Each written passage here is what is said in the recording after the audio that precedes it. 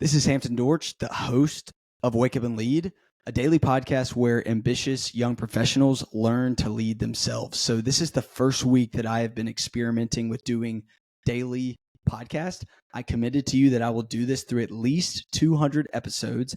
And the framework that I will be following is on Sunday, I will start with an episode, about a 5-minute episode on faith. And then Monday will be family.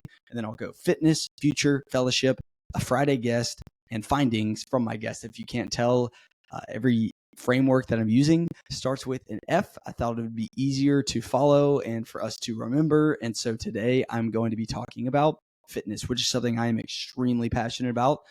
I sometimes envy my friends who are like fitness influencers, that's all they do is talk about that.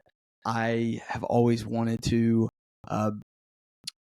be able to talk about fitness because it's something I'm really passionate about. And so I'm going to be adding a little bit more of an element to this podcast of fitness for now. At least that is like one day a week where I'm talking about it. So if I go back to my fitness journey, I played sports growing up, never really like worked out, but I ran a lot, played sports, was a pretty good athlete. And then I got to college and I realized that I was like skinny because I played soccer and ran track and I never touched a weight. So what I did is I started going to the gym.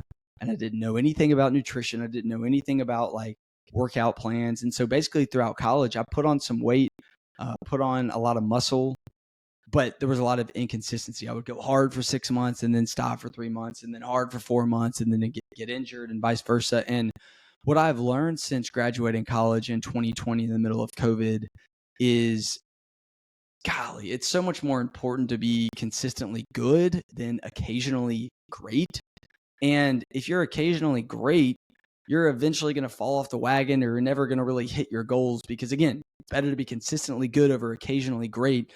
And a good way to think about this is to prioritize consistency over intensity. So right now, at the time of this recording, it is early February, right around the time where, and no shame, if this is you, you can start back again, but where people are falling off the wagon from their wildly audacious January fitness goals. And the reason that they're falling off the wagon is because they focused on intensity. I said, I'm going to go to the gym every single day, or I'm going to go 5 days a week. And that's fine. That's fine. But if you started from like zero and you're going to every single day or 0 5 days a week, that might not be sustainable for you. You need to master the art of showing up. You need to start slow and then build on it, because a mindset to think about here is, like, you will never arrive from a fitness standpoint. I see this all the time. People start these fitness journeys, they do these crazy diets and they lose the 30 pounds and then they just stop because they think that, oh, well, I lost the weight, so now I'm good. But that's not true. You'll go exactly right back to where you were. You will be a yo-yo. Do not be a yo-yo.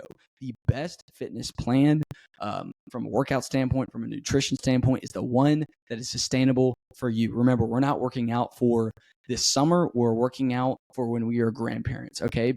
So if you can have the mindset of consistency, consistently good over occasionally great for a lifetime, then eventually it might become something that you really enjoy, that you feel like you almost can't live without, and then you can be more consistently great. And so a way that I like to think about forming this habit is to make it small enough. So if you have tried going to the gym, if you tried getting outside and walking, getting more active, and you just can't stay consistent with it, ask yourself this question: have I made it small enough? And if I have and I don't stick to it, I just simply don't care. So here's an example. I want you to identify as the type of person that is fit. And the best way to do that would be, hey, guess what? For just 2 weeks, I'm going to do 10 push-ups a day, or I'm going to walk for 15 minutes outside. Anyone can do that. And if you don't do it, you just don't care. And so start small enough, prove to yourself that you're the kind of person that works out, that is fit, and then build on that. Start smaller, be consistent with that, and then you will build over time.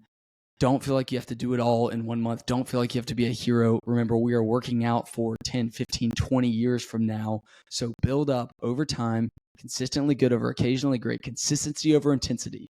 There's a lot of people that are injured because of what they did in January, working out every single day, and they won't work out again until next January. Do not be that person this year. Don't do it. I believe in you. It's time for you and me to wake up and lead.